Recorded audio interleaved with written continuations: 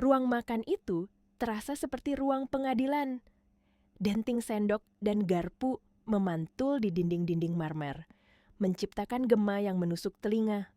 Suhunya dingin, bukan hanya karena AC yang disetel ke 20 derajat, tetapi karena dinginnya dua pasang mata yang terus menghakimi seorang gadis muda bernama Tasya.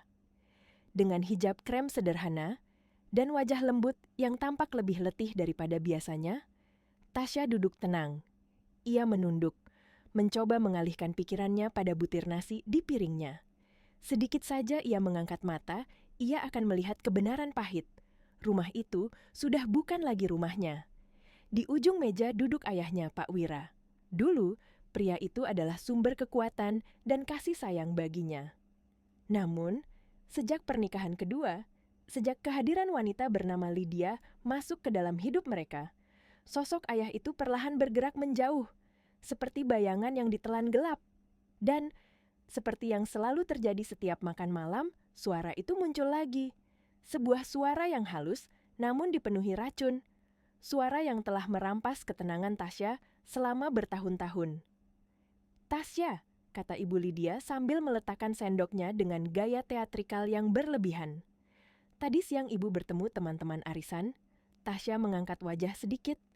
Ia tahu arah pembicaraan itu. Ini ritual, pembukaan yang manis, sebelum serangan yang menyakitkan. Anaknya Tantrina jadi manajer bank. Anaknya Pak Dirman baru pulang dari luar negeri. Ibu bangga sekali dengar itu. Tasya tersenyum tipis. Ikut senang mendengarnya, Bu. Namun senyum itu tidak mampu menghentikan tawa kecil Lydia, tawa yang tidak pernah menyentuh matanya. Iya, Ibu hanya berpikir, kapan Ibu bisa bangga sama kamu? Kalimat itu meluncur seperti pisau. Usiamu sudah cukup matang, Tasya. Tapi pekerjaanmu apa? Setiap hari hanya di rumah, duduk, rebahan, atau di kamar. Tidak malukah kamu pada ayahmu? Tasya menatap ayahnya, memohon sedikit saja pembelaan. Namun Pak Wira hanya berdeham, seolah-olah bunga plastik di dinding jauh lebih menarik daripada putrinya sendiri. Dan seketika, keheningan itu menjadi jawaban. Tasya berucap pelan, "Saya sedang kerjakan beberapa proyek pribadi, Bu." Tapi jawaban itu dipotong tajam. "Proyek pribadi apa?" "Duduk depan laptop itu bukan pekerjaan, Tasya. Itu hobi orang pengangguran." Ibu Lydia mencondongkan tubuh, matanya menajam seperti predator. "Dengar baik-baik. Cobalah cari pekerjaan yang jelas. Jangan cuma rebahan jadi beban di rumah." Kata beban itu ditekan seolah sengaja ditancapkan ke hati Tasya. Ayahnya akhirnya bicara, bukan untuk melindungi, tetapi untuk menghancurkan sedikit lagi sisa kepercayaan Tasya. "Ibumu benar, Nak. Berhentilah lakukan hal yang tidak bermanfaat. Melamar kerja kantoran itu lebih jelas." Dan pada saat itu dunia Tasya yang rapuh, runtuh diam-diam. Tidak ada teriakan, tidak ada air mata, hanya sebuah senyum sopan, senyum yang telah menjadi baju zirahnya selama ini. "Terima kasih atas nasihatnya, Bu. Yah, akan saya pikirkan." Namun di dalam hatinya, badai besar mulai terbentuk. Sebuah badai yang, dalam 2 hari ke depan, akan mengubah seluruh hidup mereka. Tasya berdiri dari meja makan itu bukan sebagai seorang beban, tetapi sebagai seseorang yang sedang memegang rahasia besar. Rahasia yang ketika dibuka, akan membuat seluruh dunia Ibu Lydia runtuh dalam sekejap. Tasya menghela napas dalam. Ia tahu malam itu hanyalah permulaan. Tasya membawa piring-piring kotor ke dapur. Air keran yang dingin menyentuh ujung jarinya, membantu menenangkan amarah yang berputar seperti badai di dalam dadanya. Setiap gesekan busa di permukaan piring adalah cara untuk meredam luka-luka kecil yang ditimbulkan ucapan ayah dan ibu tirinya. Ia tidak menangis. Ia sudah terlalu sering disakiti untuk menangis. Yang tersisa kini hanyalah kelelahan dan keteguhan. Saat ia mengeringkan piring terakhir, ponselnya bergetar. Getaran kecil, namun maknanya jauh lebih besar dari seluruh hinaan yang ia terima malam itu. Sebuah pesan masuk dari asistennya. "Semua dana terkonfirmasi. Akuisisi Kencana Group selesai 100%. Anda pemiliknya sekarang, Bu?" Tasya membeku sejenak. Detik itu, seluruh hidupnya terasa seperti dua dunia yang saling bertabrakan. Di ruang tamu, tawa Ibu Lydia dan ayahnya menggema. Mereka menonton televisi, sama sekali tidak menyadari bahwa perusahaan yang telah membiayai gaya hidup mewah mereka kini dimiliki oleh gadis yang baru saja mereka hina sebagai beban. Tasya tersenyum kecil, bukan senyum bahagia, melainkan senyum yang tumbuh dari rasa getir dan kebenaran yang akhirnya terungkap. Bagus, siapkan rapat dewan mendadak lusa. Saya akan hadir. Balasan itu ia ketik dengan tenang, seolah yang dikirim hanyalah instruksi rutin. Malam Jakarta membentang luas ketika mobil sederhananya melaju di jalan. Tidak ada lampu mewah di dashboard, tidak ada interior kulit mahal. Mobil itu adalah mobil yang sama yang ia gunakan sejak kuliah. Dirinya bisa membeli puluhan mobil mewah, namun ia tidak pernah tertarik. Baginya, kemewahan bukan tentang apa yang terlihat oleh dunia.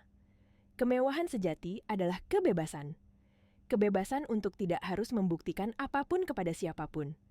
Saat mobil itu memasuki gedung apartemen tempat tinggalnya yang sebenarnya, petugas keamanan berdiri dan memberi hormat. "Selamat malam, Bu Tasya." Tidak satu pun dari mereka tahu bahwa wanita yang mereka hormati sebagai pemilik penthouse itu adalah sosok yang dianggap tidak berguna oleh keluarganya sendiri. Lift pribadi mengantarnya ke lantai tertinggi. Pintu terbuka, menampilkan dunia yang begitu berbeda dari rumah ayahnya. Dinding kaca besar memperlihatkan pemandangan malam Jakarta yang berkelap-kelip, seperti lautan cahaya tak berujung. Apartemen itu sunyi, luas, dan penuh teknologi canggih. Tidak ada ranjang rebahan seperti yang dituduhkan Ibu Lydia. Tapi ada sesuatu yang jauh lebih besar. Sebuah ruang komando. Meja besar berbentuk U dikelilingi oleh deretan layar lengkung raksasa. Pada layar itu, grafik pasar keuangan, aliran berita global, dan data investasi berputar tanpa henti. Inilah yang disebut orang-orang sebagai fenomena misterius dunia keuangan Asia Pasifik, L. Investor bayangan yang mampu mengguncang pasar hanya dengan satu keputusan. Tidak ada yang tahu siapa dia. Tidak ada yang tahu wajahnya.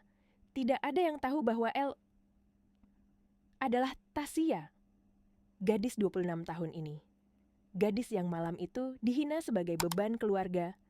Tasya duduk di kursi ergonomisnya. Ia mengetik cepat, membuka struktur organisasi Kencana Group. Foto Ibu Lydia terpampang jelas di bagian manajer senior. Wanita itu, dengan tawa angkuhnya, dengan nada bicara yang meremehkan, tidak pernah tahu bahwa setiap kebusukan di divisinya telah dipelajari Tasya selama berbulan-bulan. Korupsi, penggelapan, faktur fiktif, aliran dana gelap, dan jejak itu, semuanya mengarah pada satu nama. Lydia Handayani. Panggilan video muncul di layar. Rizky tersenyum kecil di balik kacamatanya.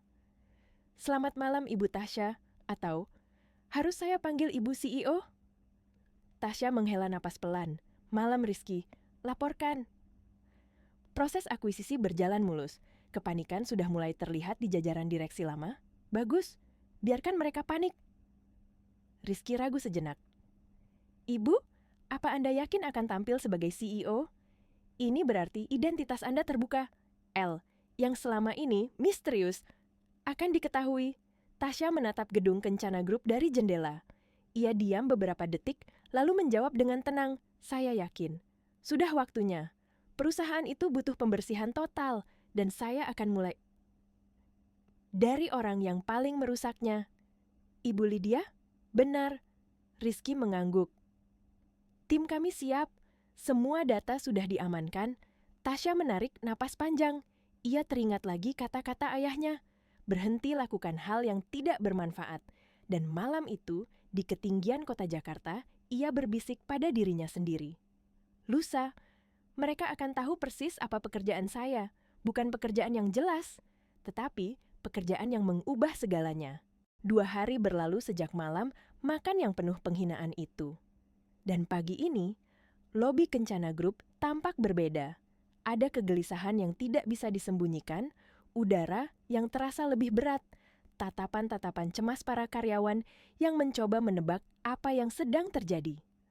Rumor akuisisi perusahaan beredar seperti angin liar. CEO lama menghilang dari publik.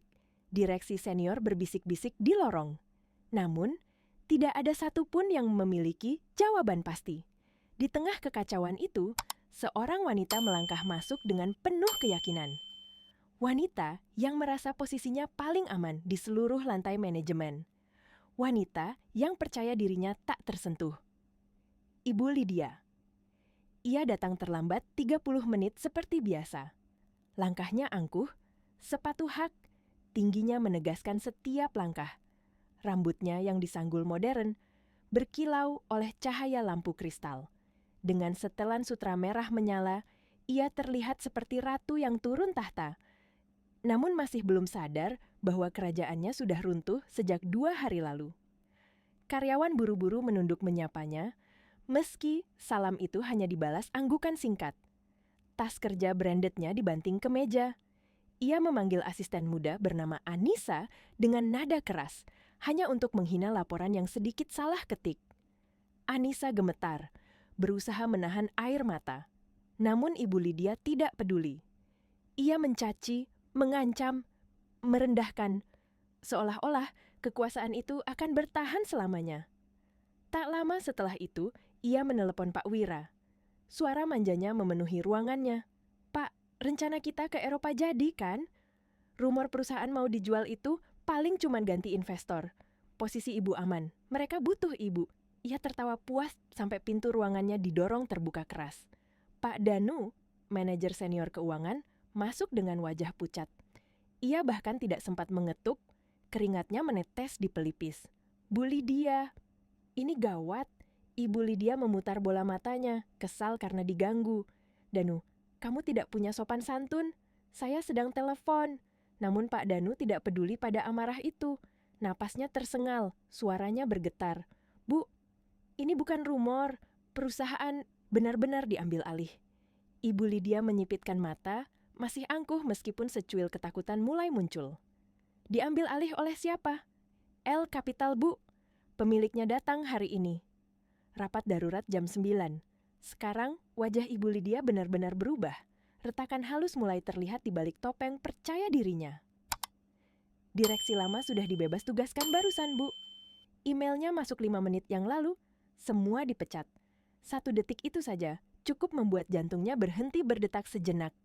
Ini bukan transisi. Ini pembersihan besar-besaran.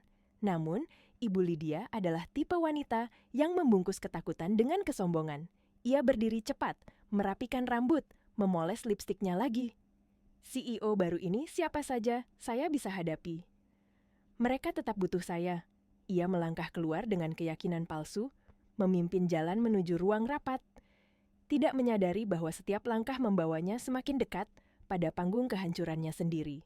Ruang rapat utama penuh sesak. Semua manajer senior berkumpul, gelisah, wajah pucat, tangan dingin. Tak ada yang berani berbicara terlalu keras. Ibu Lydia memilih kursi strategis, siap menyambut CEO baru. Ia yakin ia bisa memikatnya, mengamankan posisinya, mempertahankan kekuasaannya. Namun, tepat pukul 9, pintu depan ruangan terbuka. Yang masuk bukan CEO baru, bukan direktur, bukan orang yang ia kenal. Yang masuk adalah sekelompok pria dan wanita berjas hitam, wajah dingin, tanpa ekspresi.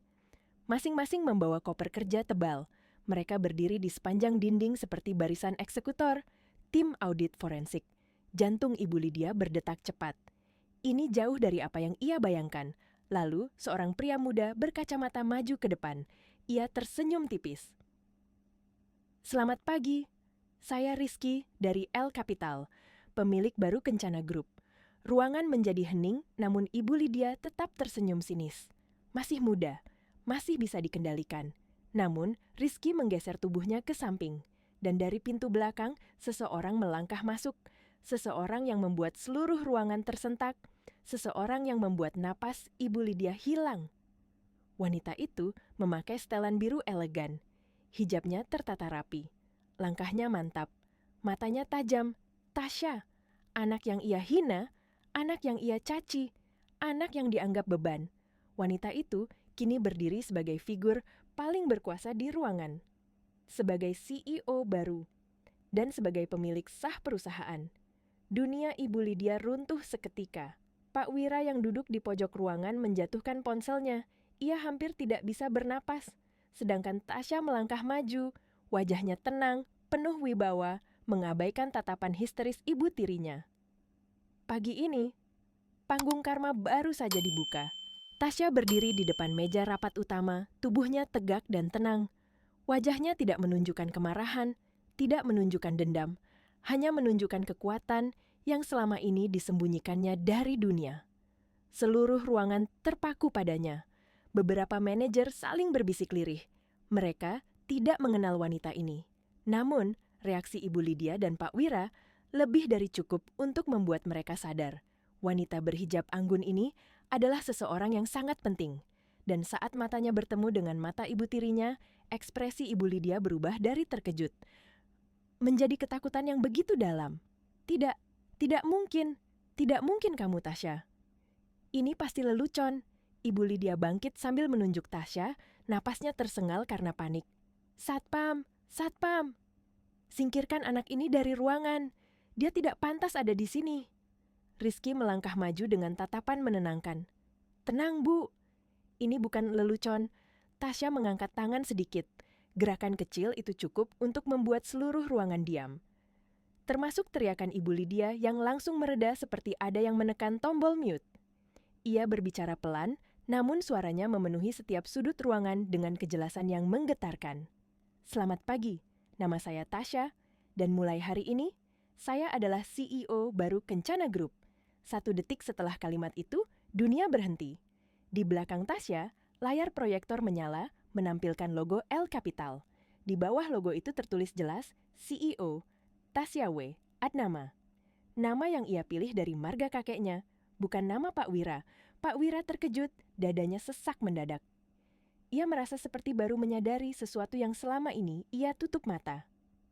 Terima kasih sudah hadir Ayah, kata Tasya tanpa menatapnya.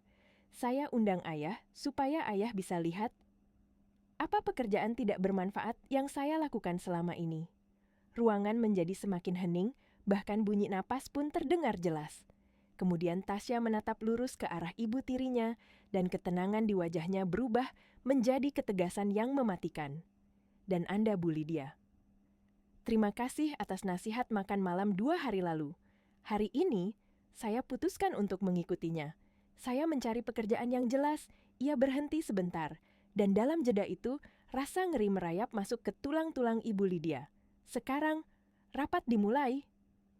Tasya menoleh ke arah tim audit forensik, mulai dari divisi Bu Lydia. Segel ruangannya, amankan komputernya, bawa beliau ke ruang interogasi. Jeritan pertama itu tidak tertahan lagi. Tidak, kamu tidak bisa lakukan ini padaku. Aku ibumu. Wira, tolong aku. Ia berusaha bangkit, tetapi 2 auditor berjas hitam melangkah mendekat. Mereka tidak bahkan perlu menyentuhnya. Hanya berdiri di kiri dan kanan sudah cukup membuatnya mundur ketakutan. Pak Wira menatap istrinya, bibirnya bergetar. Dia anakku, Lydia. Aku tidak tahu. Tapi kalimat itu menggantung di udara, tidak pernah selesai. Ibu Lydia meraih lengan Pak Wira, memohon. Wira, tolong, katakan sesuatu. Dia anakmu. Dia harus dengar kata-katamu. Namun, yang bisa dilakukan Pak Wira hanyalah berdiri terpaku seakan seluruh tubuhnya kehilangan kekuatan. Wajah Tasya tetap datar. Bu Lydia, Anda membuat keributan dalam rapat saya. Jika Anda tidak bisa berjalan sendiri, tim saya akan membantu. Tidak. Kamu akan menculik aku. Ini kantor pemerintah. Ada hukum. Rizky memberi 1 langkah maju. Kami adalah hukum di perusahaan ini, Bu. Dan Anda sedang diperiksa atas dugaan penggelapan internal? Kata penyelidikan itu menghantam Ibu Lydia seperti palu besar. Ia menatap sekeliling mencari bantuan. Tetapi semua manajer menunduk. Tidak ada yang ingin diseret ke dalam skandal itu. Tidak ada sekutu. Tidak ada penyelamat. Untuk pertama kalinya dalam hidupnya, Ibu Lydia sendirian. Dengan langkah gemetar, ia akhirnya mengikuti perintah, diapit 2 auditor, berjalan keluar ruangan menuju ruang interogasi sementara. Setelah pintu tertutup, Tasya berdiri tegak di kepala meja. Baik, sekarang kita bisa mulai bekerja. Semua direktur menelan ludah bersamaan. Mulai detik ini, seluruh akses keuangan dibekukan. Tidak ada transaksi di atas 10 juta tanpa persetujuan saya. Tim audit akan mengunjungi ruangan Anda hari ini. Berikan semua yang mereka minta. Jika Anda bekerja bersih, Anda tidak perlu takut.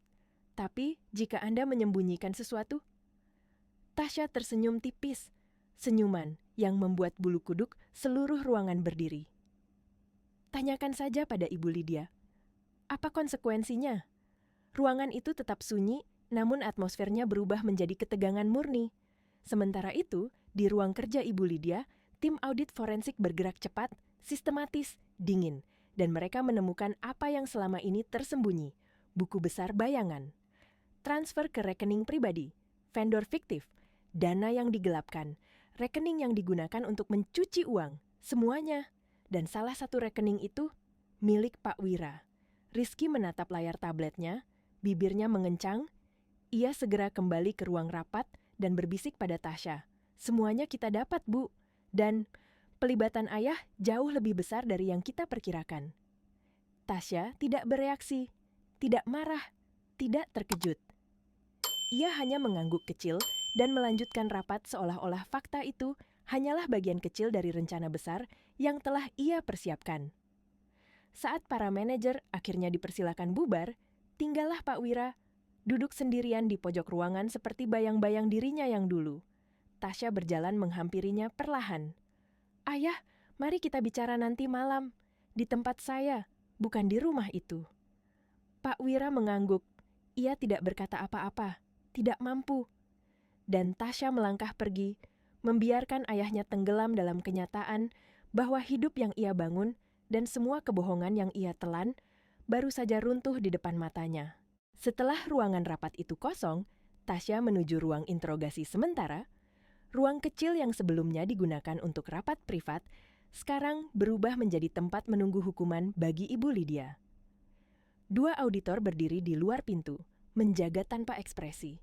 Ketika Tasya melangkah masuk, aroma ketakutan memenuhi udara lebih kuat daripada parfum mewah yang masih menempel di pakaian wanita itu. Di dalam ruangan, keadaan Ibu Lydia sangat berbeda dari sosok angkuh yang berdiri gagah 2 jam sebelumnya.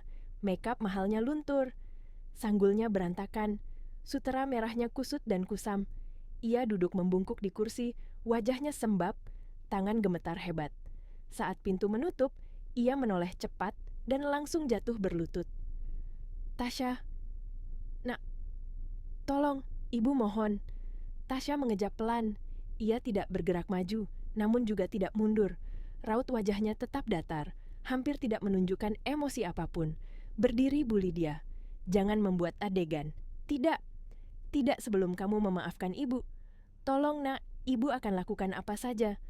Apa saja, suaranya pecah menjadi tangis yang putus asa. Tapi Tasya masih berdiri tegak, tidak terbawa oleh air mata itu. Apa saja? Tanyanya dingin. Ibu Lydia mengangguk cepat, seperti seekor burung kecil yang ketakutan. Iya, ibu akan kembalikan semua uangnya. Ibu akan jual rumah, jual perhiasan. Ibu tanda tangan apapun yang kamu mau. Ibu akan cerai dari ayahmu kalau itu maumu. Ibu akan pergi dari hidup kalian. Tapi jangan penjarakan ibu. Karir ibu, nama baik ibu. Tasya tertawa pelan. Tawa yang tidak memiliki kehangatan sedikit pun, hanya ada ironi tajam yang menusuk. Nama baik? Anda masih bicara tentang nama baik setelah mencuri miliaran, setelah merusak perusahaan ayah saya, setelah menghina saya di rumah yang dulu milik ibu kandung saya. Ibu Lydia menggeleng-geleng, air mata terus mengalir. Ia mulai mencari alasan lain, menyalahkan orang lain. Itu semua bukan salah Ibu Tasya. Itu ulah Pak Danu. Dia rayu ibu. Dia yang urus vendor fiktif itu. Ibu hanya ikut saja. Ibu korban. Tasya percayalah. Tasya menatapnya seperti menatap seseorang yang sedang menceritakan dongeng buruk. Pak Danu sudah mengaku, dan rekamannya jelas menunjukkan Anda mengancam menghancurkan karirnya jika ia tidak ikut. Wajah Ibu Lydia memucat seperti mayat. Harapan kecilnya padam dalam sekejap. Tasya mengambil ponsel dari sakunya. Anda tahu apa yang paling saya ingat dari Anda? Tanyanya pelan sambil mengusap layar. Bukan korupsinya, bukan kebohongannya, Bukan cara Anda mempermalukan saya di depan ayah saya, yang saya ingat adalah suara Anda.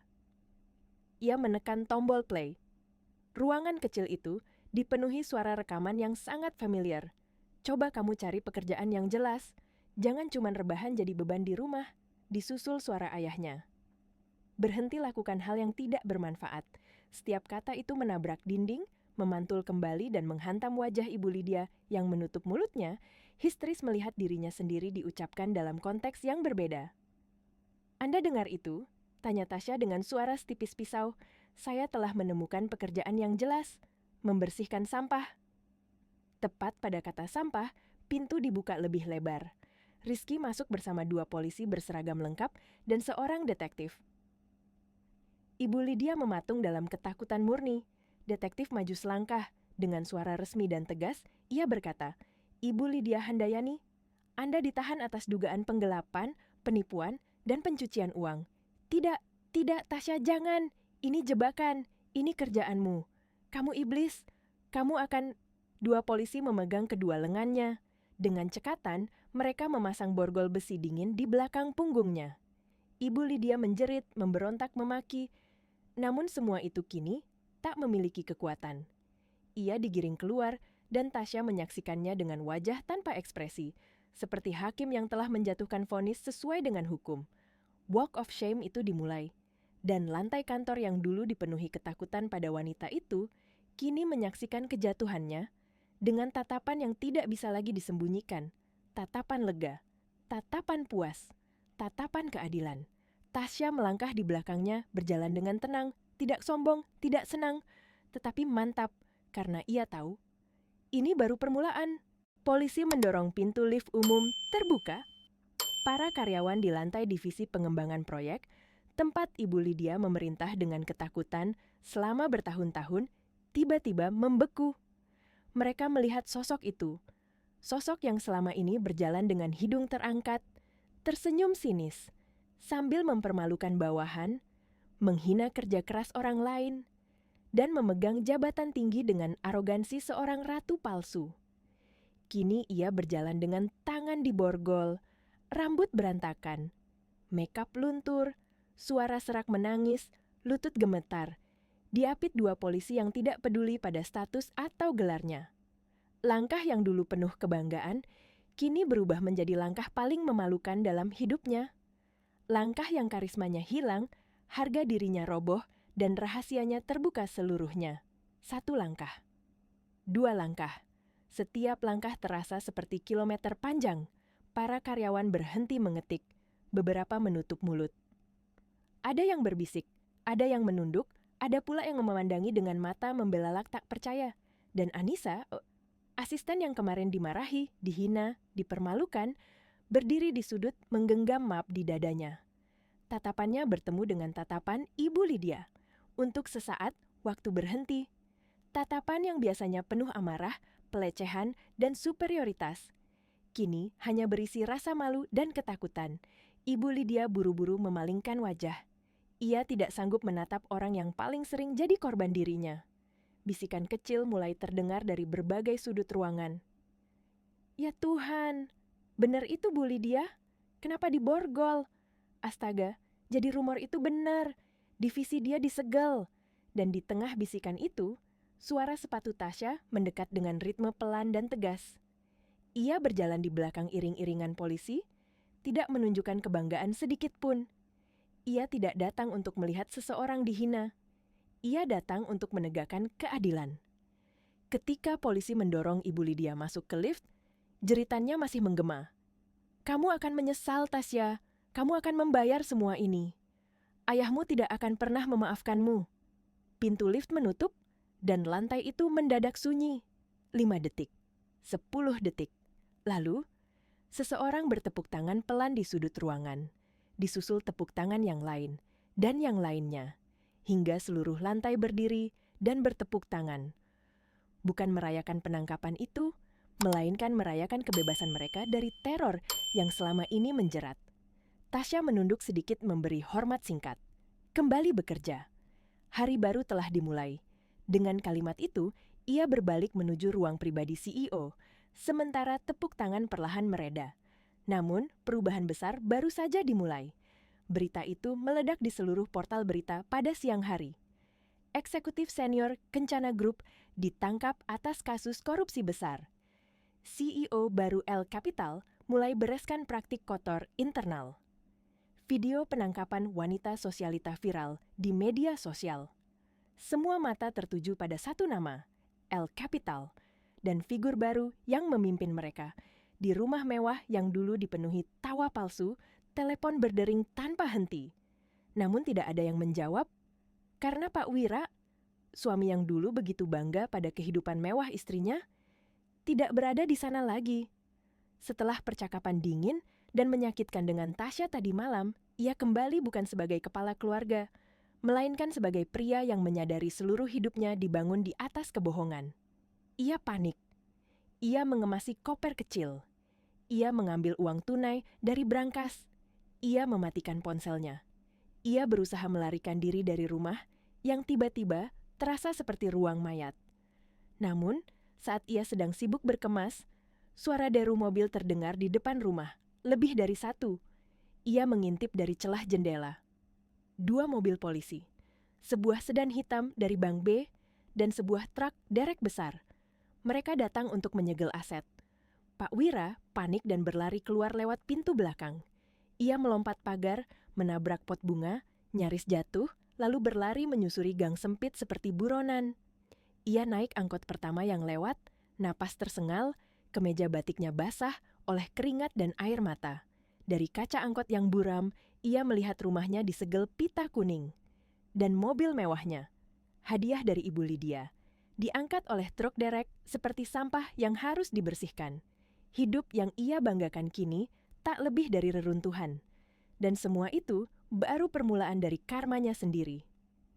Di kantor Kencana Group, Tasya berdiri di atas panggung auditorium yang penuh sesak. Ratusan karyawan memenuhi ruangan, wajah-wajah penuh harapan, wajah-wajah yang selama ini ditekan, kini melihat secercah cahaya. "Selamat siang," sapanya lembut namun kuat. "Saya tahu 24 jam terakhir sangat mengejutkan, tapi saya ingin mengatakan satu hal. Era lama telah berakhir. Era korupsi, era penindasan, era nepotisme, semua itu selesai hari ini. Tepuk tangan membahana lebih keras dari sebelumnya.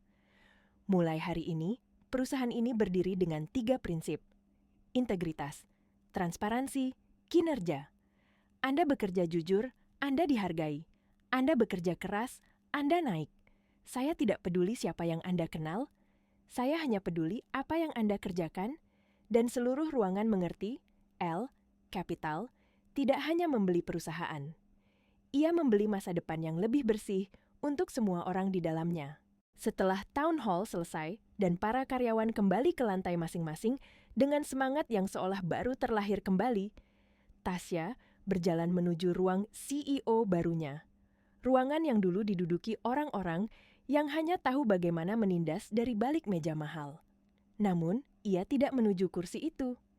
Ia justru mengarah ke ruang kecil di sisi kanan lantai CEO. Ruang interogasi sementara, tempat di mana Ibu Lydia ditahan semalaman sebelum dibawa polisi pagi tadi. Suasana ruang itu masih menyisakan jejak ketakutan, kursi yang sama, lampu yang sama, dan aroma keringat cemas yang seolah menempel di dinding. Namun hari ini bukan tentang Ibu Lydia. Hari ini tentang seseorang yang lebih dekat, lebih menyakitkan, lebih hancur. Pak Wira. Lift pribadi terbuka dan memperlihatkan ruang penthouse yang mewah namun sunyi. Lampu-lampu kota Jakarta memantulkan warna emas ke dinding kaca yang menjulang dari lantai hingga langit-langit. Pak Wira berdiri di ambang pintu. Kemeja batiknya kusut, sepatu kulitnya kotor, rambutnya berantakan, dan tubuhnya tampak lebih kecil daripada sebelumnya. Seolah-olah seluruh kebanggaan, seluruh ego, seluruh citra diri yang ia bangun bertahun-tahun telah dicabut dari dirinya. Tasya berdiri membelakangi ayahnya. Ia memegang cangkir teh, memandang kota. Ayah sudah datang, tidak ada pelukan, tidak ada sambutan hangat, tidak ada senyum. Pak Wira menelan ludah, lalu duduk perlahan di sofa kulit putih mahal yang membuatnya tampak semakin tidak pada tempatnya. Dia membuka mulutnya, tetapi suara itu tidak langsung keluar. Hanya ada rasa sesak yang menekan dadanya. "Tasya!" Suaranya akhirnya muncul, parau, pecah, dan penuh rasa malu. "Kenapa? Kenapa kamu lakukan ini?" Tasya berbalik perlahan. Ia tidak marah, tidak berteriak. Yang tampak hanya kelelahan seorang anak yang terlalu sering dikhianati. "Melakukan apa, Ayah?" "Menghancurkan, memalukan Ayah, memalukan ibumu." "Ibu Lydia." Tasya menatapnya lama, seperti menatap seseorang yang pernah ia cintai, namun kini hanya menyisakan bayang-bayang kosong. "Saya tidak mempermalukan siapapun, saya hanya membuka kebenaran." Pak Wira menggeleng keras, matanya mulai berkaca-kaca. Dia istrimu, Tasya. Dia keluarga kita." Tasya tersenyum tipis, senyuman yang pedih, bukan marah. "Dia bukan ibuku. Ibuku sudah meninggal, dan ibuku tidak pernah ajarkan anaknya untuk mencuri." Pak Wira terdiam. Tasya mengambil remote kecil dan menekan tombol. Layar TV raksasa menyala. Rekening bank Pak Wira muncul di layar. Nomor rekening, jumlah transfer, asal dana, pembelian mobil, pembayaran klub golf. Semuanya. Semua yang selama ini ia pura-pura tidak tahu. "Ayah benar-benar tidak tahu?" Tasya bertanya pelan, suaranya bergetar halus. "Ayah kira uang itu dari mana? Gaji ayah atau keajaiban?" Tubuh Pak Wira mulai gemetar. Ia menunduk, dan seperti pintu bendungan yang pecah, air matanya mengalir deras. Ayah salah, Tasya. Ayah dibutakan. Ayah menikmati uang itu. Ayah tahu sedikit, tapi ayah tidak mau tahu lebih jauh." Tasya tidak menjawab. Ia membiarkan ayahnya tenggelam di antara kalimatnya sendiri. "Tasya," suara beliau pecah. "Ayah minta maaf. Ayah bukan datang untuk pembelaan, bukan untuk meminta bagian, bukan untuk meminta kembali kehidupan ayah. Ayah datang untuk menyerah." Ia menangis, bukan tangis ketakutan, bukan tangis kemarahan, tetapi tangis penyesalan murni. "Ayah siap dihukum. Kalau kamu mau ayah masuk penjara, ayah terima. Ayah hanya tidak mau mati sebagai buronan hina." Untuk pertama kalinya sejak Tasya membuka pintu, tatapannya melunak sedikit saja, seperti sehelai benang tipis di antara dua jurang. "Saya tidak akan menyerahkan ayah ke polisi." Pak Wira menatapnya, bingung, matanya bengkak. Status ayah, hanya saksi yang tidak ditemukan. Nama ayah tidak ada dalam berkas tuntutan. Saya bersihkan. Tubuh Pak Wira terhuyung, seolah kelegaan dan rasa malu menghantamnya sekaligus. Kenapa kamu lakukan itu?"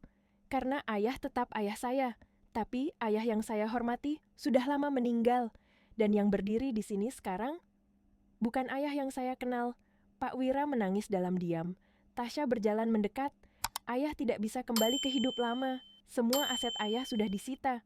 Ayah tidak punya rumah, tidak punya mobil." "Ayah tahu," bisiknya. "Saya beri ayah sesuatu." Pak Wira mengangkat kepala, takut dan berharap pada saat yang sama, pekerjaan yang jelas, seperti yang ayah minta dulu. Ia berhenti sebentar, lalu melanjutkan, "Bukan di sini, bukan di Jakarta. Di gudang distribusi Kencana Group di Cikarang, saya bisa beri ayah posisi sebagai staf kebersihan. Gaji UMR, mes karyawan, kerja dari jam 8 sampai jam 5, membersihkan toilet, mengepel lantai, mengangkut sampah." Kalimat itu menghantam lebih keras dari vonis penjara manapun, tapi itu bukan hinaan, itu jalan penebusan. Ayah bisa mulai dari nol, dari tempat yang bersih, yang jujur. Air mata Pak Wira jatuh lagi, lebih deras dari sebelumnya. Namun, kali ini bukan air mata kehancuran, ini air mata seseorang yang akhirnya diberi kesempatan. "Saya terima, Tasya," katanya pelan namun mantap. "Saya terima pekerjaan itu." Dan di titik itu, untuk pertama kalinya sejak kematian istrinya, Pak Wira jujur pada dirinya sendiri. Malam itu, setelah percakapan panjang yang mengoyak hati, Pak Wira keluar dari penthouse Tasya dengan langkah yang goyah. Wajahnya masih menyisakan guratan air mata yang belum benar-benar kering, dan hatinya terasa seperti baru disayat berkali-kali. Namun di balik luka itu, ada sesuatu yang berbeda. Ada seberkas cahaya kecil, sebuah kesadaran baru bahwa hidupnya belum sepenuhnya berakhir. Rizky menunggu di luar lift dengan sikap profesional seperti biasa. "Ayah ikut saya, Pak," katanya lembut. Mereka bergerak menuju apartemen bawah untuk mengambil uang tunai, pakaian bersih, dan tiket perjalanan. Semua diproses dengan cepat, tanpa kata-kata yang tidak perlu. Pak Wira tidak bertanya apapun, ia hanya mengikuti seperti seorang pria yang tidak lagi mencoba melarikan diri dari takdirnya. Rumah besar itu sunyi seperti makam. Lampu-lampu yang dulu menyala sepanjang hari kini padam. Tidak ada lagi suara tawa palsu. Tidak ada aroma masakan mewah.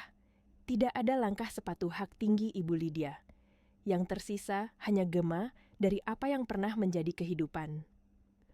Pak Wira berdiri di tengah ruang keluarga, memegang koper kecil berisi beberapa pakaian sederhana. Ia menatap sekeliling. Foto-foto bingkai besar, vas kristal, sofa mahal, karpet tebal. Dulu semua ini membuatnya bangga, sekarang semuanya terasa seperti bukti kejahatan. Ia menarik napas panjang.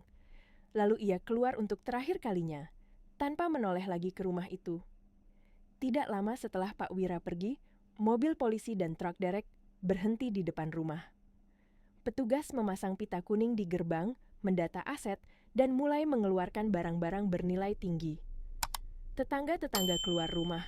Beberapa menonton, beberapa berbisik, beberapa merekam. Namun, tidak ada satupun yang tahu cerita sebenarnya. Tidak ada satupun yang tahu bahwa pria yang mereka lihat melarikan diri melalui pintu belakang sedang berjalan menuju sesuatu yang jauh lebih mulia daripada semua ini. Gudang distribusi Kencana Group di Cikarang tidak glamor.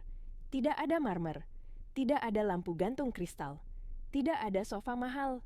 Hanya barisan rak tinggi, lantai semen yang luas, suara forklift, aroma minyak mesin, dan teriakan mandor yang keras namun jujur. Disinilah perjalanan baru dimulai. Seorang pria paruh baya dengan seragam biru tua berdiri gugup di depan pintu masuk. Seragam itu masih kaku karena baru.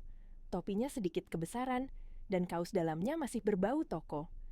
Pak Wira, atau nama barunya yang ia pilih sendiri, Pak Dewira. Mandor gudang, pria kekar berusia 50-an bernama Pak Sardi, menghampirinya. "Baru ya?" tanya Pak Sardi sambil mengunyah permen karet.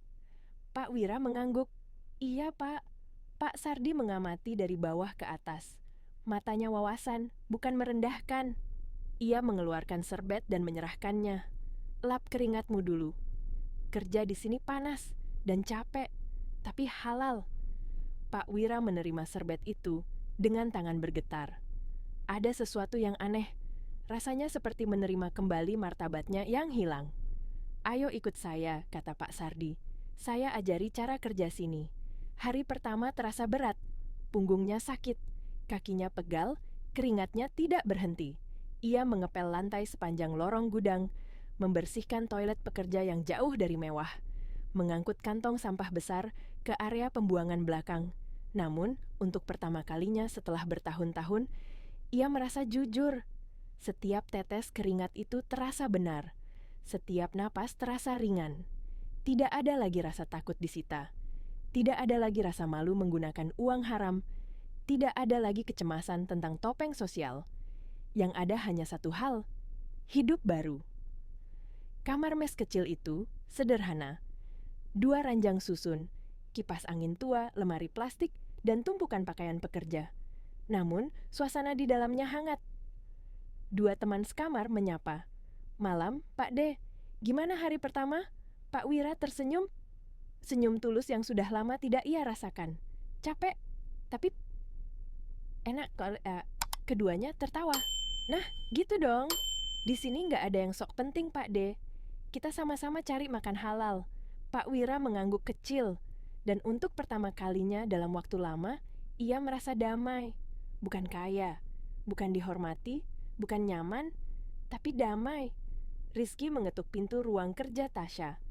"Bu, laporan dari Cikarang. Pak Dewira terpilih sebagai karyawan teladan bulan ini." Tasya tidak menoleh, namun senyuman tipis, sangat tipis, hampir tak terlihat. tumbuh di sudut bibirnya. "Baik," katanya pelan. "Terima kasih, Rizky. Kamu boleh pulang." Setelah pintu tertutup, Tasya berdiri di depan jendela besar. Lampu-lampu kota Jakarta berkilau seperti bintang jatuh. Ia mengingat kata-kata itu. "Coba kamu cari pekerjaan yang jelas. Jangan cuma rebahan jadi beban." Tasya tertawa kecil. Tawa itu bukan bahagia, bukan sinis, bukan dendam. Tawa itu adalah kesadaran. Beban rumah itu telah membersihkan korupsi, telah menyelamatkan perusahaan, telah memberikan ratusan orang kehidupan yang adil, dan telah memberikan ayahnya pekerjaan paling jelas dan paling jujur dalam hidupnya. Tasya menghela napas panjang. Untuk pertama kalinya setelah bertahun-tahun, ia merasa siap untuk tidur nyenyak malam itu. Di tengah perubahan besar di Kencana Group, di ruang-ruang rapat yang kini dipenuhi cahaya transparansi dan ketertiban, di gudang Cikarang yang menyimpan cerita penebusan seorang ayah. Ada satu sosok lain yang hidupnya benar-benar runtuh tanpa sisa. Seorang wanita bernama Lydia Handayani. Wanita yang dulu melangkah dengan hak tinggi, yang suaranya menggema di seluruh kantor, yang namanya menggetarkan para bawahan. Kini bangun setiap pagi, bukan di kamar mewahnya, melainkan di balik jeruji besi. Langit pagi tampak redup dari balik jendela kecil berpalang besi. Di lantai dingin ruang tahanan, Ibu Lydia duduk memeluk kedua lututnya. Baju tahanan warna oranye pucat menggantikan gaun sutra merahnya. Rambut sanggulnya hilang, kini berantakan dan kusut. Wajahnya sembab tanpa riasan. Ia sudah tidak menangis lagi. Tangisnya telah habis semalaman. Satu-satunya suara yang terdengar adalah langkah sepatu petugas dan suara sendok logam membentur wadah makanan. Pintu slidernya dibuka. Sarapan. Kasarnya petugas meletakkan nampan di lantai. Namun Ibu Lydia tidak menyentuhnya. Ia memelototi lantai, kosong, seperti seseorang yang tidak lagi memiliki arah untuk diikuti. 2 hari yang lalu, ia adalah wanita yang merasa dunia berada di bawah kakinya. Hari ini, ia tidak memiliki nama, hanya sebuah nomor tahanan. Sidang pertama berlangsung cepat. Hakim membacakan daftar dakwaan, penggelapan, penipuan, pencucian uang, penyalahgunaan jabatan. Setiap kata memotong harga dirinya seperti pisau. Media memenuhi kursi penonton, flash kamera seperti petir, setiap gerak-geriknya direkam. Dan saat hakim mengetuk palu untuk keputusan penahanan, Ibu Lydia menjerit histeris. "Tasya, ini semua salah kamu. Kamu iblis. Kamu akan..." Namun petugas buru-buru menutup mulutnya dan menyeretnya keluar ruang sidang. Gambar itu, dia yang meronta liar dengan rambut kacau dan mata merah, menjadi headline keesokan harinya. Dan seperti semua drama publik, setelah sehari ia dilupakan, menjadi sekadar cerita kriminal yang lewat. Sementara itu, jauh di sudut kota, di sebuah kamar mes sederhana, berisi 2 ranjang susun, seorang pria paruh baya meletakkan mukenanya dan menutup mata sejenak. Pak Wira, atau Pak Dewira seperti yang kini ia dikenal, baru saja selesai bekerja shift sore. Tangannya kasar, betisnya pegal, punggungnya sakit. Namun, di dalam dadanya ada ketenangan yang tidak pernah ia rasakan selama bertahun-tahun. Ia membuka kotak kecil berisi daftar belanja sederhana. Sampo murah, sabun batangan, suplemen murah yang ia beli dengan gajinya sendiri, dan selembar surat yang ia tulis sendiri. Untuk Tasya, terima kasih karena memberi ayah kesempatan untuk menjadi manusia lagi. Surat itu tidak pernah ia kirimkan. Ia simpan di laci kecil di bawah ranjangnya. Ia tahu Tasya tidak membutuhkannya. Tasya tidak perlu mendengar permohonan maaf lagi. Tapi surat itu membantu Wira berdamai dengan dirinya sendiri. 6 bulan berlalu sejak penangkapan besar itu. Di bawah kepemimpinan Tasya, Kencana Group berubah dari perusahaan rapuh penuh kebocoran menjadi raksasa properti paling transparan dan paling dihormati. Gaji karyawan dinaikkan, kontrak defisit dipangkas. Divisi-divisi yang dulu dikuasai nepotisme kini diisi oleh orang-orang berkompeten. Sistem kerja menjadi jujur, bersih, dan modern. Dan rumor tentang CEO muda misterius yang pernah disebut beban keluarga menjadi legenda di dunia bisnis. Tasya tidak menanggapi wawancara, tidak menghadiri gala makan malam. tidak muncul di media. Ia bekerja dalam diam, namun langkahnya terdengar oleh seluruh perusahaan. Malam itu, di penthouse mewah yang sunyi, Tasya berdiri di depan jendela besar dengan teh hangat di tangan. Ia melihat laporan bulanan di layar tabletnya. Proyek berjalan, keuangan stabil, kinerja meningkat. Rizky tadi memberi laporan. Bu! Pak Dewira dipilih menjadi karyawan teladan bulan ini. Tasya hanya menjawab singkat, baik. Namun setelah Rizky pergi, Tasya duduk perlahan di sofa putihnya. Ia memejamkan mata. Dan untuk pertama kalinya dalam waktu lama, sebuah air mata jatuh dari sudut matanya. Bukan karena sedih, bukan karena marah, tetapi karena kelelahan. Dan karena ia sadar, di balik semua kemenangan dan keadilan, ada bagian kecil dari dirinya yang masih terluka. Ibunya sudah lama tiada. Ayahnya menemukan jalannya sendiri. Dan semua orang yang pernah menyakitinya sudah menerima konsekuensi masing-masing. Namun Tasya tetap sendirian di ruangan itu. Kemenangan terasa berat. Tanggung jawab terasa sunyi. Ia meletakkan tangan di dadanya. Pelan. Dalam. Benarkah aku sudah selesai?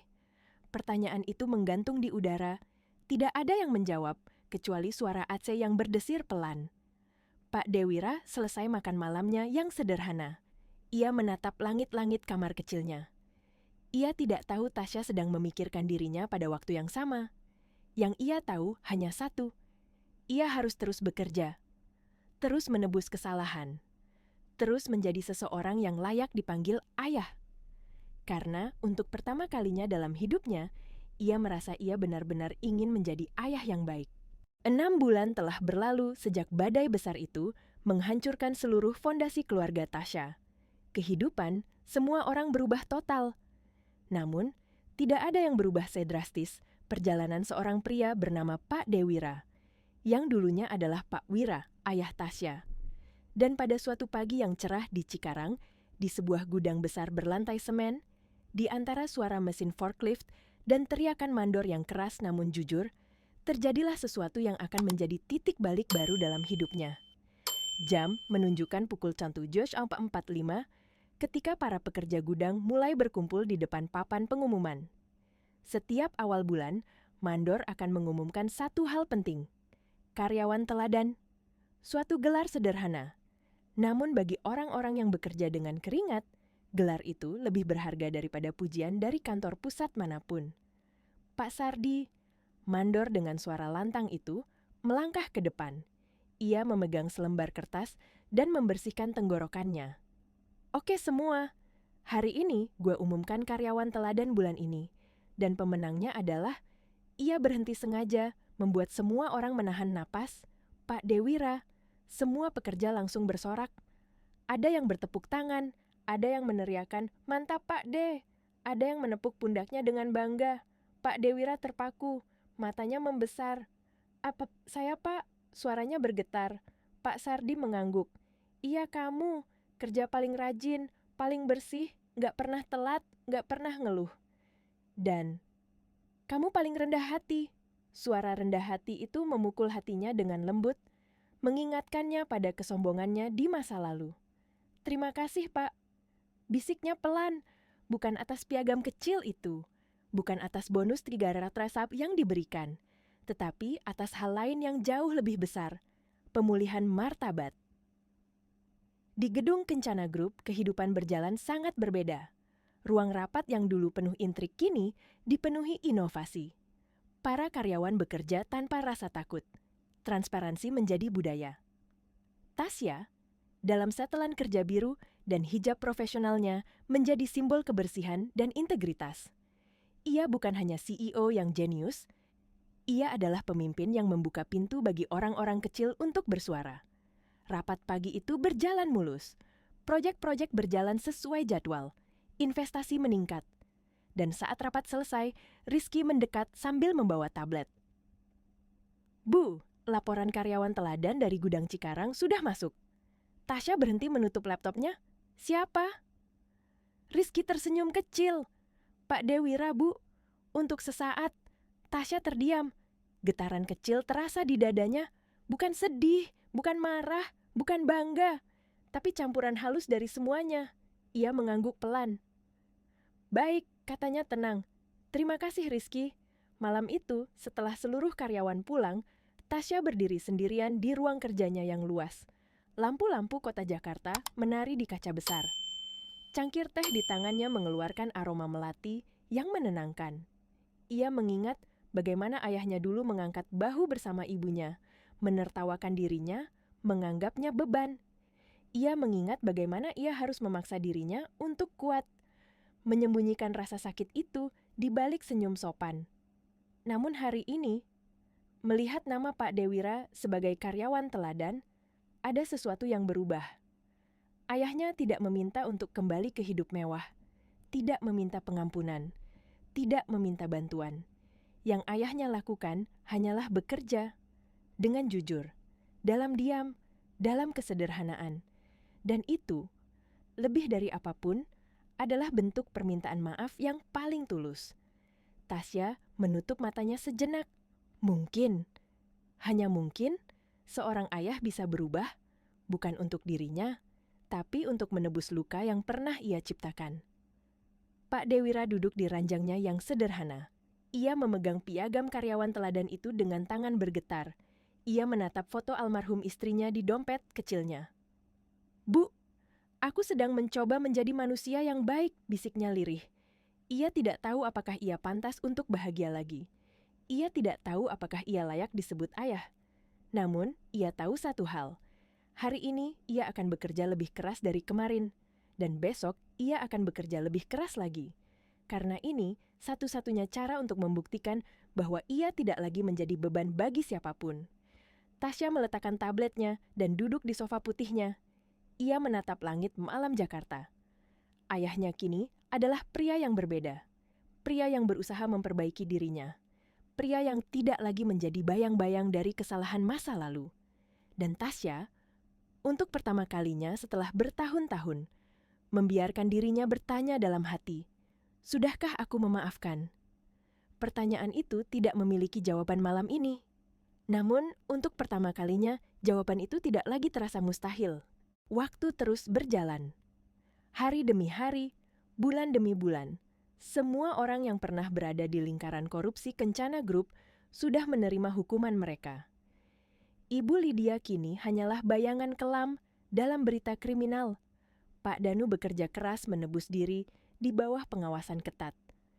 Dan para karyawan yang dulu ketakutan, akhirnya merasakan keadilan yang tidak pernah mereka bayangkan. Namun, kisah ini belum berakhir. Masih ada dua hati yang diam-diam berubah, dua jiwa yang pernah retak, yang kini perlahan menemukan bentuknya kembali. Tasya dan ayahnya, Dewira.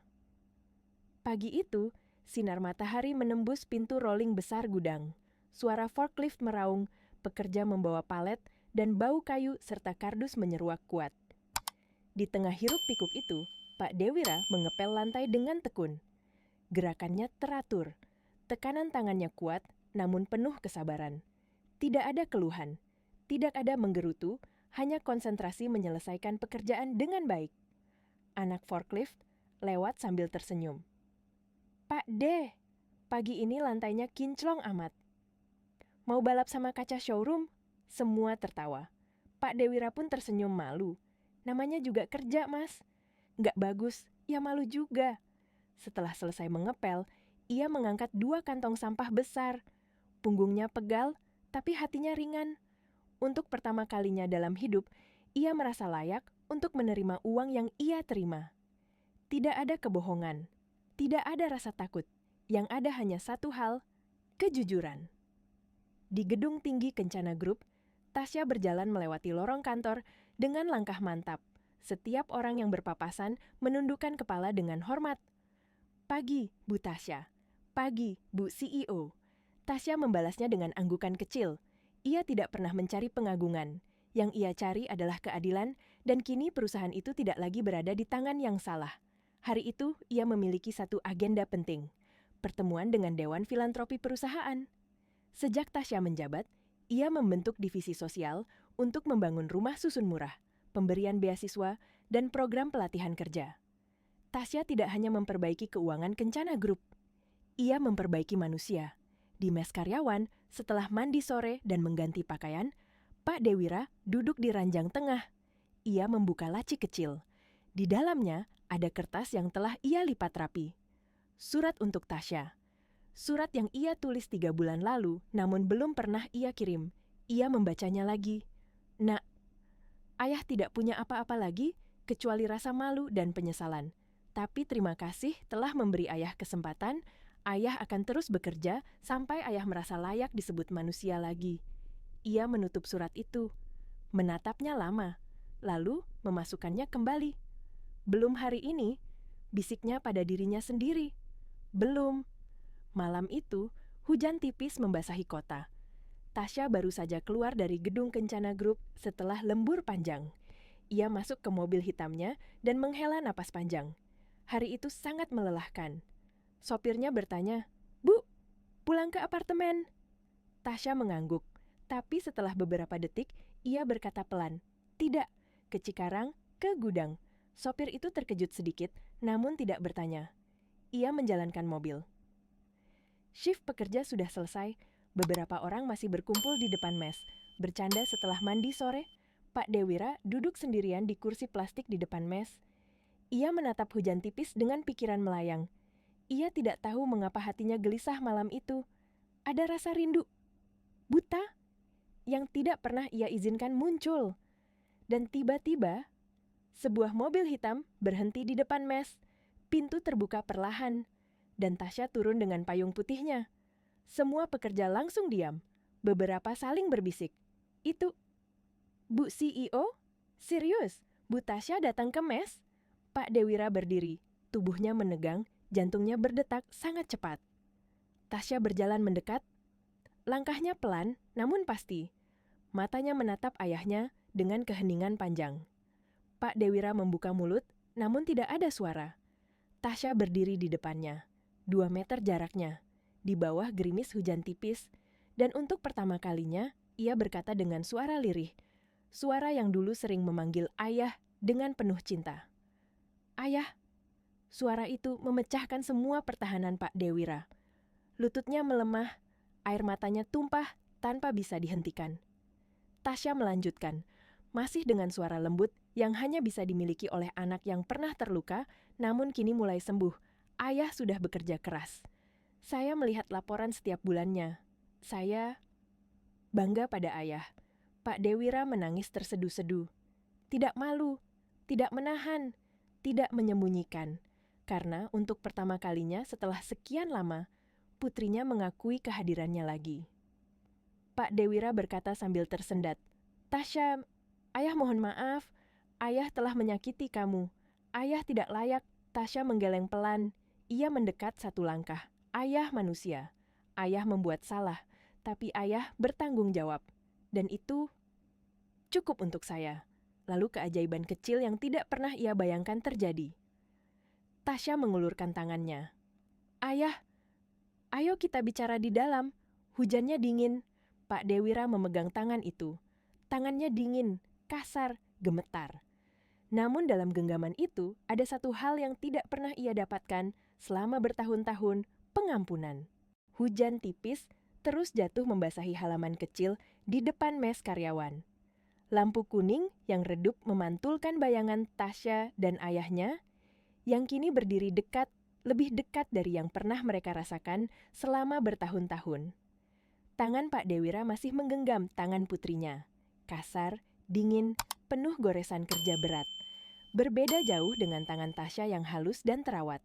Namun malam itu, 2 tangan itu seolah menjembatani 2 dunia yang pernah terpisah oleh kebohongan, kesalahan, dan luka. Tasya menatap ayahnya tanpa marah, tanpa benci. Hanya kejujuran yang tenang. "Ayah, masuklah. Kita bicara di dalam." Pak Dewira mengangguk pelan. Para pekerja lain bergegas memberi ruang, beberapa menunduk hormat, yang lain tersenyum kecil melihat momen yang lembut itu. Mereka tahu siapa CEO itu. Mereka tahu siapa Pak Dewira. Namun mereka juga tahu, mereka sedang menyaksikan sesuatu yang sulit didapat di dunia ini. Pengampunan antara anak dan orang tua. Kamar kecil itu sederhana. 2 ranjang susun, kipas tua, pakaian digantung di paku dinding, dan aroma mie instan dari gelas bekas makan malam. Tasya duduk di kursi plastik reyot. Ayahnya duduk di tepi ranjang bawah. Hening. Hening yang panjang, namun bukan hening yang menakutkan. Justru hening yang memberi ruang bagi hati mereka untuk tenang. Akhirnya Tasya berbicara dulu. "Ayah, kenapa ayah datang malam itu ke kantor?" Pak Dewira menunduk, menggenggam tangannya sendiri. "Karena ayah tidak punya lagi tempat untuk lari. Ayah tidak punya rumah, tidak punya istri, tidak punya siapa-siapa." Lalu ia mengangkat kepalanya, matanya berkaca-kaca, dan ayah sadar, satu-satunya orang yang ayah miliki adalah kamu. Dan ayah tidak pantas punya kamu. Tasya menghela napas pelan. Suasana masih penuh luka, namun kini luka itu mulai dijahit. Saya tidak pernah butuh ayah sempurna. Saya hanya butuh ayah yang jujur. Air mata jatuh lagi dari mata Pak Dewira. Ia mengusapnya, namun percuma. Air mata itu mengalir lebih cepat. "Nak, ayah bersyukur kamu tidak menyerahkan ayah ke polisi. Saya tidak ingin ayah masuk penjara," jawab Tasya, tegas namun lembut. "Itu bukan hukuman yang cocok untuk ayah." Pak Dewira mengernyit bingung. Terus, "Apa hukuman yang cocok?" Tasya tersenyum kecil, senyum yang baru muncul malam itu sejak semuanya terjadi. Kerja, jujur, sederhana, dan hidup dengan kepala tegak. Itu hukuman sekaligus hadiah. Pak Dewira menunduk, dan dalam suaranya ada getaran lega yang belum pernah terdengar selama bertahun-tahun. Kalau begitu, ayah memilih hukuman itu seumur hidup ayah. Tasya berdiri perlahan dan berjalan ke arah jendela kecil mes. "Ayah, saya sering bertanya pada diri sendiri, apa saya membenci ayah? Apa saya ingin ayah menderita seperti saya dulu? Apa saya ingin ayah hilang dari hidup saya?" Ia berhenti, menatap hujan yang menetes perlahan. Jawabannya tidak. Pak Dewira mengangkat wajahnya, matanya berkaca penuh harapan sekaligus ketakutan. "Yang saya inginkan hanyalah ayah berhenti menyakiti diri sendiri dan mulai jadi manusia yang lebih baik." Hening. Tetapi hening itu kali ini hangat, seperti seseorang menutup buku lama dan membuka buku baru. Setelah beberapa menit hening, Pak Dewira berbicara dengan suara pelan dan serak. "Tasya, apakah ayah boleh meminta sesuatu?" Tasya menoleh. "Tentu. Apa ayah?" Pak Dewira menarik napas panjang. Ini permintaan yang berat baginya. "Bolehkah ayah memanggil kamu, Nak, sekali saja, seperti dulu?" Tasya menatap ayahnya dengan mata yang membesar. Pertanyaan itu, yang sederhana namun syarat luka, membuat dadanya sesak. Ia melangkah maju, duduk di samping ayahnya. "Ayah boleh memanggil saya, Nak, kapanpun ayah mau." Dan saat kalimat itu keluar dari mulutnya, Pak Dewira pecah. Air mata tumpah deras. Tubuhnya terguncang oleh penyesalan sekaligus syukur. "Terima kasih, Nak, terima kasih." Tasya menyentuh tangan ayahnya. Pertama kalinya sejak ibu kandungnya meninggal, ia merasakan kehangatan keluarga yang sebenarnya. Sebelum pergi, Tasya berdiri di depan pintu mes. "Ayah, jangan kecewakan saya lagi." Pak Dewira mengangguk, matanya tegas meski masih berair. "Tidak, ayah tidak akan pernah lagi." Tasya tersenyum pelan, senyuman pertama yang benar-benar lembut untuk ayahnya. "Selamat malam, ayah." "Selamat malam, Nak." Pintu tertutup pelan, dan di balik pintu itu, dua hati yang pernah remuk kini menemukan kembali bentuknya. Perlahan, tidak sempurna, namun nyata. Malam itu meninggalkan jejak yang halus, namun kuat di hati Tasya dan ayahnya. Mereka berpisah dengan kata-kata yang tidak panjang, tetapi cukup untuk merubah arah hidup dua manusia yang pernah saling melukai. Keduanya tidur malam itu dengan hati lebih ringan. Tasya di penthouse yang hening, Pak Dewira di mes karyawan yang sederhana namun hangat. Namun perjalanan mereka belum sepenuhnya selesai. Masih ada satu bab terakhir yang harus terjadi sebelum kedamaian itu benar-benar menjadi milik mereka. Langit masih abu-abu ketika Pak Dewira bangun lebih cepat dari biasanya. Ia sudah mandi, menyetrika seragam birunya pelan-pelan, mencoba membuatnya tampak serapih mungkin. Hari ini bukan hari biasa. Entah mengapa, hatinya terasa lebih hidup. Ia merapikan ranjangnya, mengambil selembar kertas kecil yang sudah ia simpan berbulan-bulan. Surat yang tidak pernah ia kirimkan pada Tasya. Ia membacanya sekali lagi. Namun berbeda dari sebelumnya, ia tidak menutup kertas itu dengan rasa takut. Hari ini, ia merasa surat itu mungkin tidak lagi dibutuhkan. Ia memasukkan surat itu ke dalam saku, bukan untuk diberikan, tetapi sebagai pengingat perjalanan panjang yang telah ia lalui. Setiap langkahnya menuju gudang terasa lebih ringan dari sebelumnya. Di gedung Kencana Group, Tasya memasuki ruang CEO dengan perasaan berbeda. Biasanya, ia langsung membuka laptop, memeriksa email, memeriksa grafik, laporan, data. Namun pagi ini, ia hanya berdiri di depan jendela.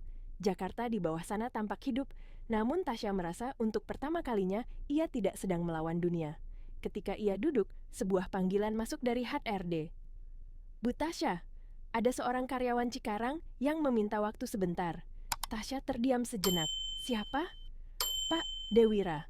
Perlahan, bibir Tasya terangkat sedikit, senyum yang lembut. Baik, saya tunggu dia di kantor. Perjalanan menuju Jakarta terasa berbeda. Bus kota tempat ia duduk bergoyang di jalan aspal yang tidak mulus. Namun ia duduk dengan tegap, bukan lagi sebagai orang yang melarikan diri, bukan sebagai pria yang ketakutan, melainkan seorang ayah yang ingin melakukan sesuatu untuk anaknya. Ketika bus berhenti di depan gedung Kencana Group, ia merapikan kerah seragam birunya. Seragam yang dulu akan membuatnya malu, namun kini membuatnya bangga. Ia masuk lewat lift service seperti biasa.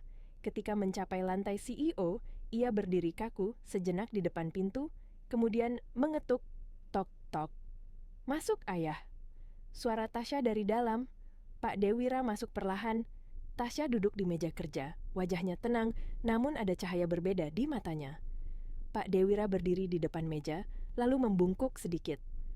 Nak, terima kasih sudah menerima ayah. Tasya berdiri. Ia berjalan ke depan meja, berhenti tepat di depan ayahnya. Ayah tidak perlu membungkuk. Ayah datang sebagai ayah saya, bukan bawahan. Pak Dewira menelan ludah, matanya berkaca. Nak, ayah cuma ingin mengatakan. Ia menghentikan kalimatnya, mencari kata yang tepat. Kata yang selama bertahun-tahun tidak bisa ia ucapkan. Ayah bangga pada kamu. Tasya memejamkan mata sejenak. Kalimat itu seperti angin hangat yang meniup debu-debu luka lama. Ketika ia membuka mata, ia berkata pelan namun mantap.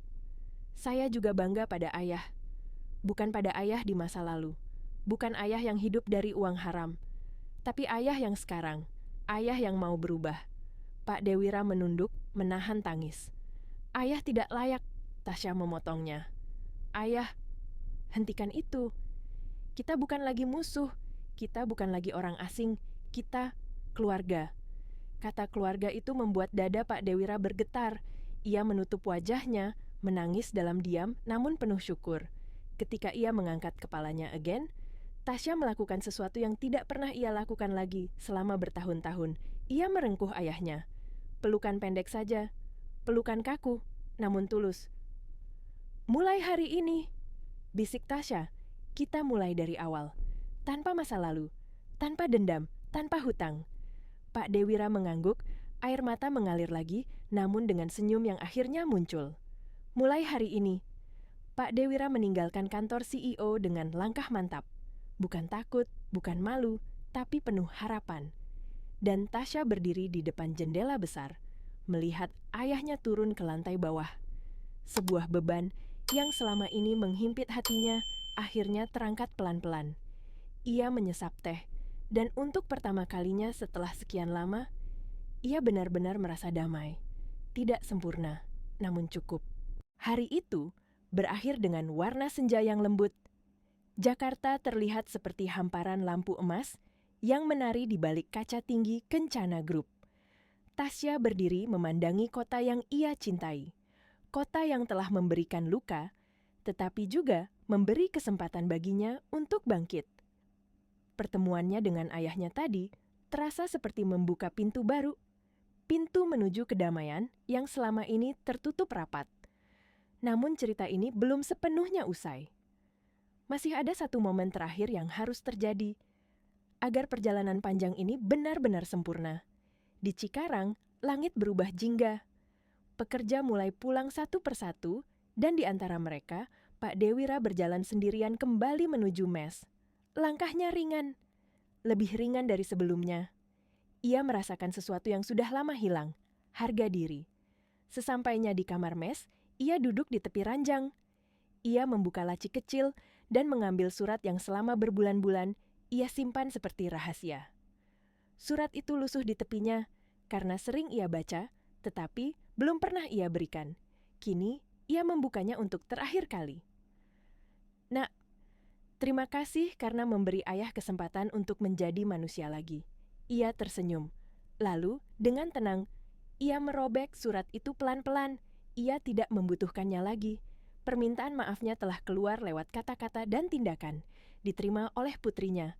Dan malam itu, masa lalu yang kelam akhirnya dibiarkan pergi. Di ruang CEO, Tasya mematikan layar komputernya. Hari ini panjang, namun hatinya tidak selelah biasanya. Ia berjalan ke balkon kecil di lantai atas, menghirup udara senja. Dari sana, ia bisa melihat kilatan lampu-lampu kendaraan di jalan raya dan suara hiruk-pikuk kota yang tidak pernah tidur. Tasya menutup mata sebentar, membiarkan angin meniup hijabnya secara lembut. Ia berbicara pada dirinya sendiri. Sudah selesai. Akhirnya selesai.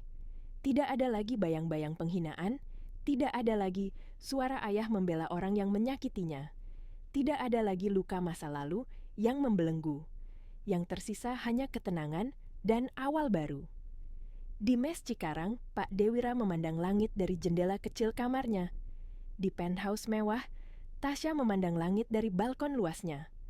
Dua dunia berbeda, dua kehidupan yang dulu terputus.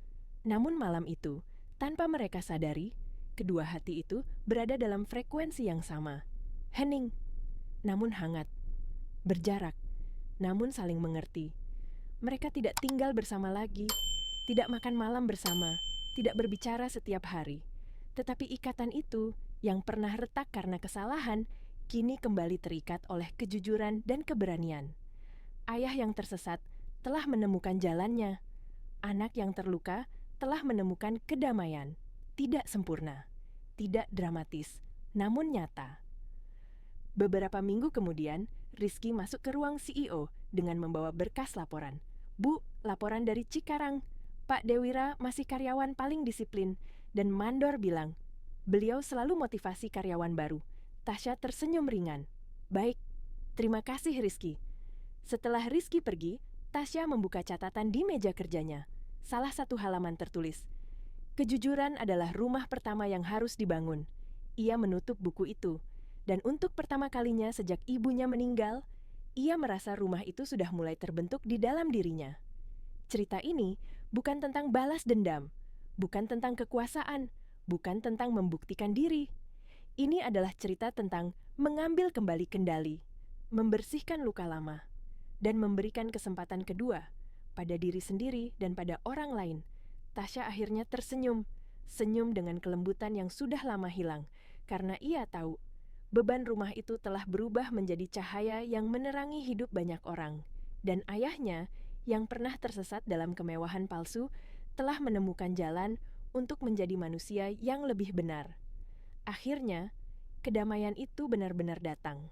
Beberapa bulan berlalu, segalanya tampak tenang, seolah badai besar yang pernah mengguncang hidup Tasya dan ayahnya. Kini hanya tinggal kisah lama yang berdebu. Namun kenyataannya, tidak ada yang benar-benar kembali seperti dulu. Semuanya berubah, menjadi lebih kuat, lebih jujur, lebih manusiawi. Dan epilog ini adalah napas terakhir dari sebuah perjalanan panjang yang akhirnya menemukan titik terang.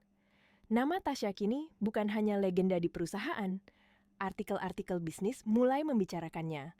CEO muda mengguncang industri properti dengan kebijakan transparan. Dari beban keluarga menjadi pemimpin visius. El Capital, perusahaan bayangan yang kini memiliki wajah nyata. Namun Tasya tetap sama. Ia tidak terobsesi pada popularitas, tidak mencari panggung, tidak ingin sanjungan. ia hanya ingin membangun perusahaan yang benar, membangun lingkungan kerja yang adil, dan membangun hidupnya sendiri dari puing-puing masa lalu. Sore itu, ia berjalan melewati lantai kantor yang ramai. Para karyawan tersenyum padanya, bukan karena takut, tetapi karena hormat. Tasya membalas senyum itu dengan anggukan kecil. Ada kehangatan yang tulus di matanya, sesuatu yang dulu hilang. Pak Dewira bangun seperti biasa sebelum subuh. Ia berwudu, salat, lalu menyiapkan seragamnya. Tidak ada lagi rasa malu saat mengenakan baju biru itu. Ia bukan lagi pria yang hidup di puncak, dan juga bukan lagi pria yang jatuh paling rendah. Ia adalah pria yang sedang menata ulang hidupnya. Di kantin gudang, ia sering terlihat duduk bersama pekerja lain, menertawakan lelucon sederhana, membantu pekerja yang kesulitan membawa barang, mengajari anak-anak magang bagaimana bersikap sopan dan disiplin. Suatu siang, mandor Pak Sardi menghampirinya. "Pak D, anak-anak baru bilang, mereka mau belajar dari Bapak." Pak Dewira tersenyum kecil, perasaan hangat merangkak ke dalam dadanya. "Saya hanya orang biasa, Pak Sardi." "Iya, tapi orang biasa yang berubah. Dan itu yang susah." Kalimat itu sederhana, namun bagi Pak Dewira, itulah penghargaan terbesar dalam hidupnya. Malam itu, Tasya duduk di sofa putihnya, sembari memegang secangkir teh hangat. Ia memandangi lampu-lampu kota. Sudah lama ia tidak mengingat malam makan itu. Tidak lagi terpukul saat teringat hinaan itu. Tidak lagi merasa marah saat membayangkan ayahnya hanya diam. Sekarang, semua itu terasa seperti sejarah lama yang akhirnya menemukan makna. Tiba-tiba, ponselnya berbunyi. Notifikasi dari Mandor Cikarang. "Bu Tasya, ini laporan bulanan. Pak Dewira tetap karyawan paling rajin." Tasya membaca pesan itu, lalu tersenyum. Senyum yang benar-benar tulus, bukan lagi senyum yang memaksa diri untuk kuat. Ia mengetik balasan, "Terima kasih, tolong jaga ayah saya baik-baik." Lalu ia meletakkan ponsel dan menatap langit malam. Dan untuk pertama kalinya dalam hidupnya, ia mengatakan sesuatu yang tidak pernah ia berani katakan, "Saya sudah memaafkan." Bukan karena ayah layak dimaafkan, bukan karena ayah meminta, tetapi karena saya layak mendapatkan ketenangan. Suatu akhir pekan, Tasya memutuskan untuk mengunjungi Cikarang lagi. Tanpa pengawal, tanpa staf, tanpa mobil mewah, hanya dirinya sendiri. Saat ia tiba, ia melihat ayahnya sedang mengepel lantai dekat area gudang A. Punggungnya sedikit membungkuk, rambutnya memutih, namun wajahnya tenang dan damai. Tasya berdiri sejenak, mengamati pria itu dalam senyap. Ayahnya tidak lagi terlihat seperti pria yang ingin melarikan diri dari dunia. Ia adalah seseorang yang telah berdamai dengan hidupnya. Tasya mendekat perlahan. "Ayah." Pak Dewira menoleh. Wajahnya langsung berubah menjadi senyum tulus. "Nak, kamu datang?" Tasya mengangguk. "Saya cuma ingin lihat ayah bekerja." Pak Dewira tertawa kecil. Tawa yang rendah, jujur, bukan tawa palsu seperti dulu. "Mau lihat? Ayo, ayah tunjukkan." Dan untuk pertama kalinya dalam hidup mereka menghabiskan waktu sebagai keluarga tanpa bayang-bayang masa lalu. Tidak ada kemarahan, tidak ada tuntutan, tidak ada dendam. Hanya dua manusia yang saling menemukan kembali tempatnya dalam hidup satu sama lain. Di malam itu, saat Tasya kembali ke Jakarta, ia berdiri di jendela besar penthouse-nya. Ia memikirkan perjalanan itu dari awal. Penghinaan, kebohongan, kehilangan, hingga keberanian untuk membuka identitasnya sebagai L. Lalu ia mengingat ayahnya yang mengepel lantai dengan bangga, dan ia berkata pada dirinya sendiri, "Jika saya tidak pernah dianggap beban, mungkin saya tidak akan pernah menjadi sekuat ini. Jika ayah tidak pernah tersesat, mungkin ia tidak akan pernah menemukan jalan pulang." Lalu Tasya menutup matanya dan berbisik, "Akhirnya, kita berdua sampai di tempat yang benar. Dan dengan itu, kisah panjang ini tidak berakhir dengan balas dendam, tetapi dengan penyembuhan, dengan cinta, dengan kesempatan kedua, dengan kedewasaan yang tumbuh dari luka terdalam. Dan malam itu, Untuk pertama kalinya sejak ibu kandungnya meninggal, Tasya benar-benar tidur dengan damai.